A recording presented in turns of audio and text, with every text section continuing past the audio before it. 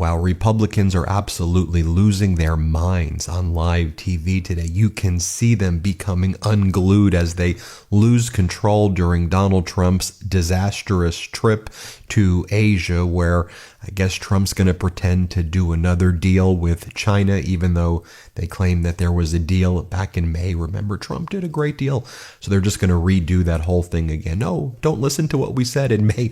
So as these Republican leaders like Treasury Secretary Scott Bessent and Trump's Transportation Secretary Sean Duffy were on live TV, you had like Bessent saying, look, here's my message to the soybean farmers who are all going bankrupt right now and suffering. He goes, I'm a soybean farmer also. You should all know that I'm just like you. Treasury Secretary Scott Bessent lived in a pink mansion worth $22 million. He's worth $600 million. He's not a soybean farmer. And then you had the Transportation Secretary Sean Duffy being asked a very basic question. Is it safe to travel on airplanes right now? Duffy and Sean Duffy does not answer the question yes. He goes, what I'm hearing is that our air traffic control agents are very upset about the Democrats. He's trying to turn it into a politicized thing, and it's so utterly ridiculous. And this while Donald Trump was doing the weird Epstein dance when he landed in Malaysia. So bizarre. Let me show you what went down. This is where Treasury Secretary Scott Bessent said that he's actually a soybean farmer, so that he feels the pain. He knows what it's like to get his hands dirty. Here, play this clip. The president has also said he does want our farmers to be taken care of. You did mention that China has been boycotting American soybeans, and American farmers have really suffered. Do you see a real light at the end of the tunnel there? They may allow soybeans again? Well, Martha, in case you don't know it, I'm actually a soybean farmer, so I have felt this pain too. And there are a couple of things happening here. One, the Chinese have substantially dropped their purchases to almost zero, so they unfortunately have been using American farmers who are amongst President Trump's biggest supporters. I think he had more than 90% support. And then this was one of the biggest crops in 20 or 30 years, so it was a perfect storm.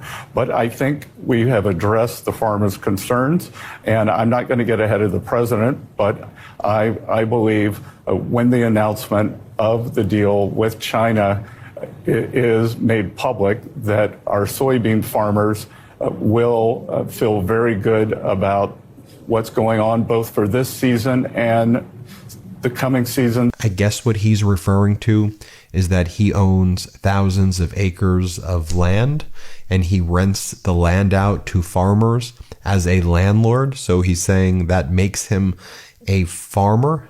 I guess that would mean if you owned a building and there were law firms, accounting firms, Wall Street firms, advertising firms, that you would then say that you're in all of those businesses. I don't even know what the hell he's talking about there, but that's his justification. Then he's asked about prices going up for coffee and beef and bacon, and Trump said he was going to reduce the prices of all groceries on day one. Another Trump lie, to which Bessent says, oh, you're just picking products that are cherry picking. You're just cherry picking. Like, everybody knows the prices are down right now. Here, play this clip. Okay, let me ask you about something here back at home. Inflation. We learned this week that inflation in September ticked back up to 3%. That's the highest level since January. I want you to take a listen to something that President-elect Trump told me back in December. Take a look. I started using the word, the groceries, when you buy apples, when you buy bacon, when you buy eggs, they would double and triple the price over a short period of time. And I won an election based on that. We're going to bring those prices way down. Mr. Secretary, coffee prices are up 19% from a year ago. Beef is up almost 15%, and bacon up almost 6%, just to name a few. So when are all grocery prices going to come down, as President Trump promised? Well, Kristen, it's unfortunate. As much as I like you, you like to cherry pick. So, when we came in, it was eggflation, eggflation, eggflation. Egg prices are down, gasoline prices are down. Overall, the inflation since President Trump has come in, has come down. No, Scott, I know maybe in your imaginary world where you're a farmer, you also imagine that there's no inflation. For us in the real world, when we go shopping, like to a grocery store, you know what a grocery store is? I know that was a new word for Donald Trump. When they are scanning the food at the register and it goes beep, beep, beep, it sounds like a heart monitor at a hospital right now. Beep, because when we hear that and we say, how the hell did my groceries cost $350 when they used to cost under $100? That's what Americans are actually experiencing now, Scott. And then Scott Bessent is asked, so why are we giving $40 billion to Argentina right now while taking away $20 billion, or rather taking away health care from 20 million Americans and depriving 42 million Americans of their SNAP benefits? And he goes, Argentina is an ally. So of course it's America first because Argentina is a big ally of ours. Now, Bessent and his billionaire friends have investments in Argentina. There are lithium mines that are in Argentina, and also the currency swap that Bessent envisions is also to help his billionaire friends. But this is going to screw over the American people, and we see this is what their priorities are during the government shutdown. Here, play this clip. Another big issue, the Trump administration recently extended a $20 billion lifeline to Argentina that has gotten some bipartisan criticism, Mr. Secretary, including from Congresswoman Marjorie Taylor Greene of Georgia. I'll read you a little bit of what she wrote. She says, quote, Americans are getting decimated with high cost of living and skyrocketing insurance costs. Many of them have zero savings and some are maxing out credit cards to survive.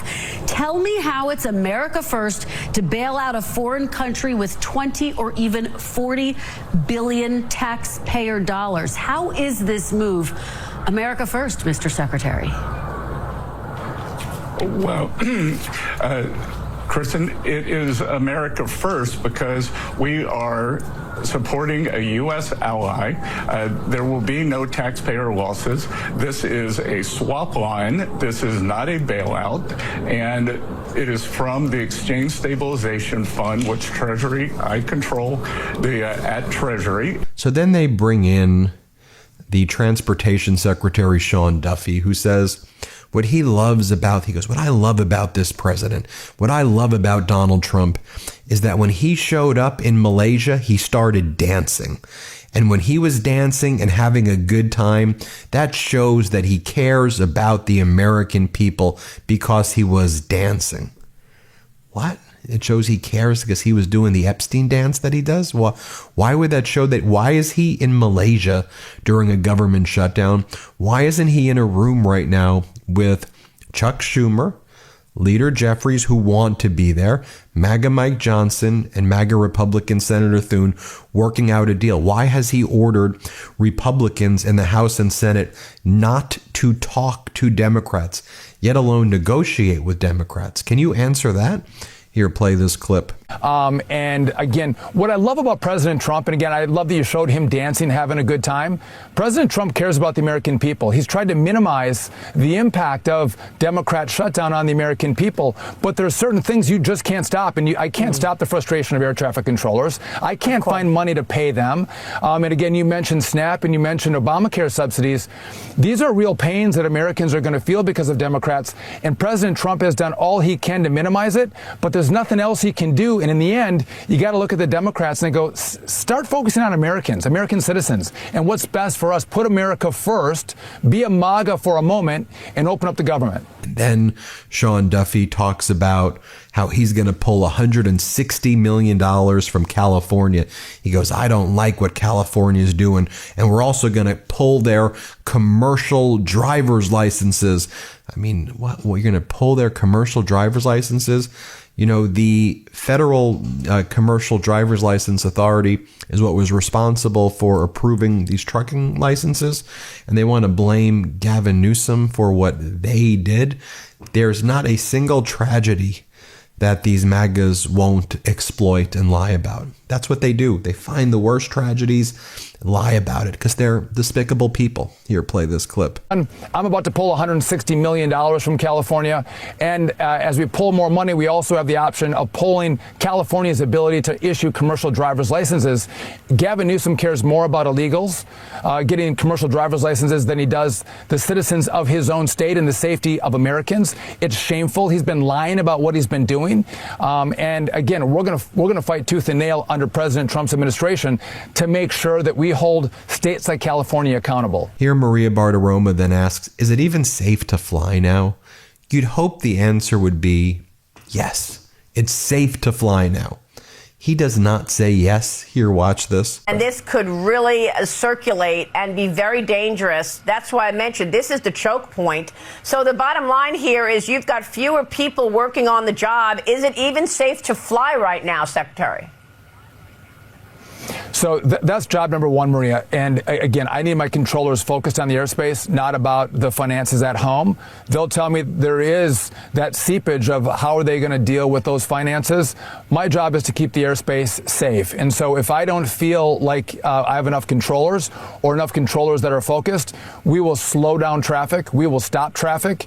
And that's why you see the delays in the system. And the job number one is, again, get people to where they're going safely. And if it's not on time, well, call the Democrats. Call Chuck Schumer if you're frustrated that you have a staffing shortage and your flight's 3 hours delayed or your flight is canceled. Call Chuck, call Senate Democrats, because this is the reason why. Well, it sounds like it's going to be a rough week ahead. Going back to Treasury Secretary Scott Bessent, he just starts stammering as Kristen Welker presses him on why Trump won't even negotiate with Democrats. It's why I wanted to tie all of these clips in together, because right now they're in Asia refusing to discuss the fact that 20 million Americans are losing their health care, while Democrats are saying, let's talk, let's negotiate, let's try to figure this out. And they're saying that's not a priority right now to Trump and the MAGA Republicans. Here, play this clip. We're now in the second longest shutdown in U.S. history. When will President Trump meet with Democrats to try to bring this shutdown to a close and get federal workers their paychecks back again, Mr. Secretary? Well, Chris, I'm going to have to reject the premise of your question. Why does President Trump have to meet with Democrats? Democrats just need to go into the Senate and vote to end the shutdown. But President Trump has said in the past it's up to the president. He's the president. No, he said that in the past. He said you have to be a leader. The president has to lead. You have to get people into a room. You have to get a deal. When's he going to do that?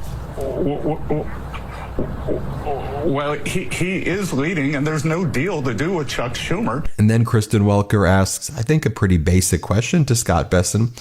Why didn't the president tell the public that he was going to just rip apart the East Wing? It's the people's house. Shouldn't the people know? And then Bessent says, oh, look, we just have to trust him, what he's doing. I love neoclassical architecture. So I love neoclassical architecture. Therefore, Donald Trump should rip the East. What are you talking about? I mean, can we even believe we're having this conversation where Donald Trump has demolished the entire East Wing of the White House, and they just cavalierly say, of course he can do it, and he's going to build a triumphal arc next? What? Here, play this clip. Why didn't the president tell the public he was going to tear down the entire East Wing, which, as you know, is a part of the People's House? Again, I think this was a judgment call on the president. The president is a master builder. And Kristen, I was for many years on the board of something called Classical American Homes, and I completely endorse what the president's doing here with the ballroom. And I don't know. I assume that maybe parts of the East Wing could have been asbestos, could have been mold, could have not fit with the design. But the classical architecture firm that's doing this is a magnificent structure that's going up. And then Bessent just tells us how he really feels right here. And he goes, Trump doesn't care about what's going on in America. We're focused on the Pacific right now. So that you can announce another fake deal with China when you supposedly announced that back in May. Here, play this clip. Whatever is going on back in North America, I think, is taking second fiddle to President Trump's leadership out here in the Pacific. And then Kristen Welker asks Bessent, why is Donald Trump setting trade policy based on a TV ad that he doesn't like? Here, play this clip. Issue, which is Canada, of course. This week, President Trump abruptly broke off trade talks with Canada and put another 10% tariff on Canada in response to an ad that the government of Ontario ran. It features former President Ronald Reagan. Why is the president setting trade policy based on a television ad he doesn't like? Well, Kristen, let's think about this. This is a kind of propaganda against U.S. citizens. You know, it's psyops. Why would the government of Ontario? I'm told that they have spent or were planning to spend up to $75 million on these ads to come across the U.S. border. So what was the purpose of that other than to sway public opinion? And it's some kind of propaganda that the premier of Ontario unilaterally launched. Will the 10% tariffs apply to all Canadian goods, Mr. Secretary? Kristen, I've been traveling since this unfortunate event happened. I know that the ad's been taken down. So, we'll have to see. But I just think it was terrible judgment by this premier, who has a bit of a reputation for being a hothead. And we're in trouble when Rand Paul, Republican from Kentucky, is the voice of reason here. And he makes a great point. He goes, why are we killing people, these fishermen off the coast of Venezuela and Colombia, on site, not asking questions? But if they survive, we don't prosecute them? Trump's policy is they get to be sent back to their country of origin, whether it's Colombia or Ecuador or wherever, not even Venezuela, and they go free. They don't even get prosecuted. So how is it that you're saying these are the most dangerous narco-terrorists, but if you don't kill them, then you don't prosecute them? Why wouldn't you bring them back to the United States for a criminal prosecution? We all know it's because Trump's killing innocent fishermen and he's engaged in war crimes. And by the way, even if they were potentially drug dealers, that doesn't mean you just kill people or, murder them. You can interdict. How do we know that there wasn't people that they were human trafficking on the boat? How do we know that they're actually the drug? Even if there's a high probability, stop the ship. Maybe you could gather good intelligence to find out where the drugs are actually coming from. You have to do a trial. I mean, you can't just kill.